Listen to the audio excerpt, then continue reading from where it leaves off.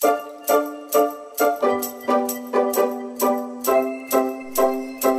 kamamshi, ayan na po yung ating baked leche flan. So, dito po natin titingnan if makinis nga po ba talaga yung ginawa kong leche flan, mga kamamshi. So, let's do this, mga kamamshi. So, ayan. And, para sabay-sabay tayong mag-crave. So, mga gustong gumawa, i-follow nyo na lang, mga kamamshi, yung aking mga naunang video para may idea po kayo kung paano gawa yung ganitong creamy and makinis na leche flan, mga kamamshi.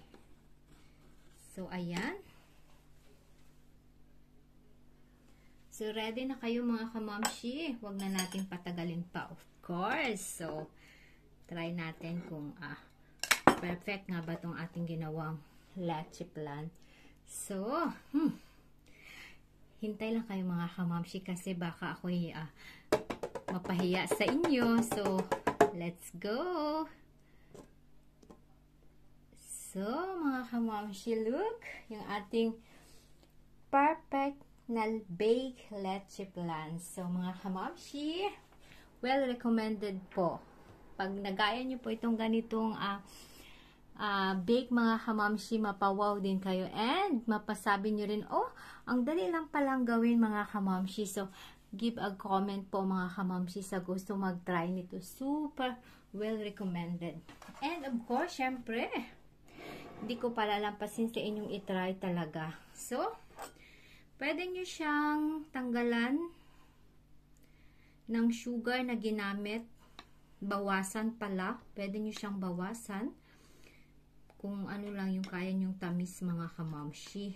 So, for me, okay na po to. Kasi yung sauce naman, optional naman na pwede nyo siyang kainin or hindi. Diba po, mga kamamshi? So, wait.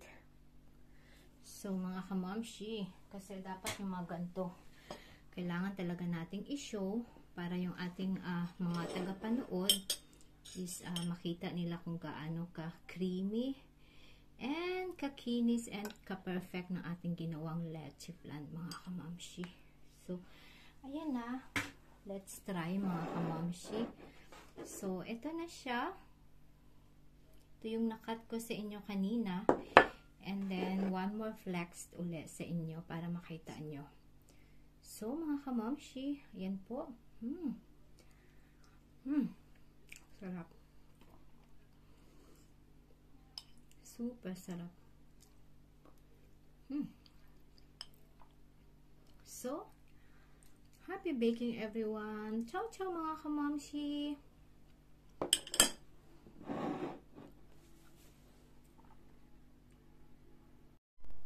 Guten Morgen, mga kamamshi and everyone. So today, mga kamamshi, samahan niyo po akong magbisi-bisihan tayo sa kusina. Today, gagawa po tayo ng perfect na baked leche flan, mga kamamshi. So, pwede na to itong panghandaan and syempre pang negosyo, mga kamamshi.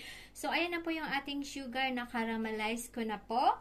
And, ayan na po yung ating mixture, mga kamamshi. Sorry, hindi na po ako nakapag-video sa inyo. So, every lanera po ay maglalagay tayo ng 1 cup, mga kamamshi.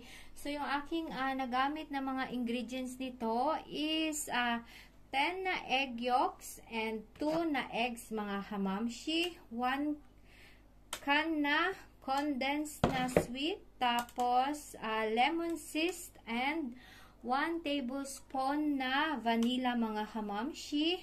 And then, yung ating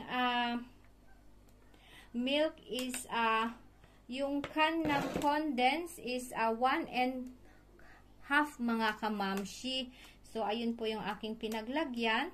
And then, pag may sobra, ganito, is hatiin nyo na lang, mga kamamshi. So, para magpantay-pantay sila. And then, yung ating method ng pagluto nito is by ni Marie, mga kamamshi. So, yung maglalagay tayo ng hot na water, mga kamamshi.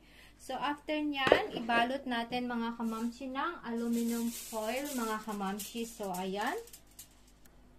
So, ayan mga kamamshi, yung mga nabanggit ko kanina na mga ingredients is, i-mix nyo lang ng mabuti. Halo nyo lang sila combine together, mga kamamshi. And, don't forget na to make sala, mga kamamshi, mga 3 times para smooth na smooth talaga yung ating magiging leche plant. And ito na po yung ating super boiled na water. So, lagay tayo mga 1 and 2, ano tawag noon? Basta 1 and 2 meters yata, ano tawag yung ano, ganito. Basta lagay lang tayo, wag masyadong puno, mga kamamshi. So, para hindi siya masyadong ano yung water niya. And before kayo mag-mix ng mga ingredients, dapat naka-preheated na po yung ating oven sa 180 Celsius Fahrenheit. And i-bake po natin ng 40 or 45 minutes, mga kamamshi. Siyempre, nakadepende din kasi minsan sa ating oven na gagamitin, mga kamamshi. So, ayan, i-bake na natin. So, mga kamamshi, ayun na po yung ating bake leche plant. So, tanggalin muna natin. So, mga kamamshi,